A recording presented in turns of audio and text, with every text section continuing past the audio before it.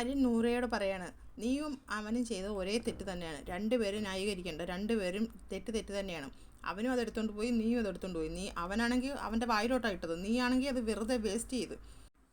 നൂറയുടെ കയ്യിൽ നിന്ന് പിടിച്ച് വാങ്ങിയ തൈര് ആര്യൻ്റെ ഫ്രണ്ടിൽ ഇരിപ്പുണ്ടായിരുന്നു. കുറച്ച് നേരം കഴിയുമ്പോൾ സാബുമോൻ പോയി ആ തൈര് എടുത്തുകൊണ്ട് വന്ന് ആദിലെ ഏൽപ്പിക്കുന്നു. അപ്പോൾ അക്ബർ വന്നിട്ട് ചോദിക്കുന്നു, സാബുമോനെ നീ കാണിച്ചത് തെറ്റ് തന്നെയാണ്, അതെന്താണ് നീ അങ്ങനെ ചെയ്തത്?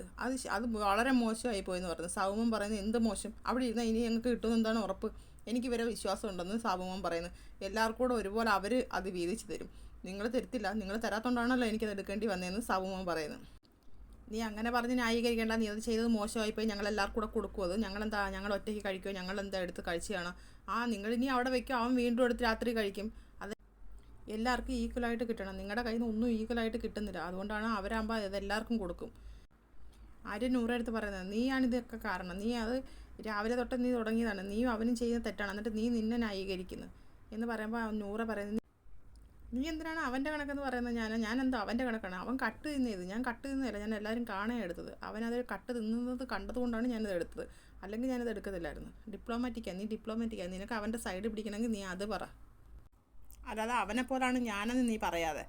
ആര്യം പറയുന്നത്, ഞാൻ രണ്ടുപേരും സപ്പോർട്ട് ചെയ്യത്തില്ല, രണ്ടുപേരും കാണിച്ചാൽ ഭയങ്കര രണ്ടുപേരും കാണിച്ച ഞാൻ അവനോടും നിന്നോടും ഒരേ കണക്ക് തന്നെ പറയുന്നത്, രണ്ടുപേരും കാണിച്ച അങ്ങനെയാണെങ്കിൽ നീ എൻ്റെ കയ്യിൽ നിന്ന് തട്ടിപ്പറിച്ചതും ബോറാണ്. നൂറ പറയുക.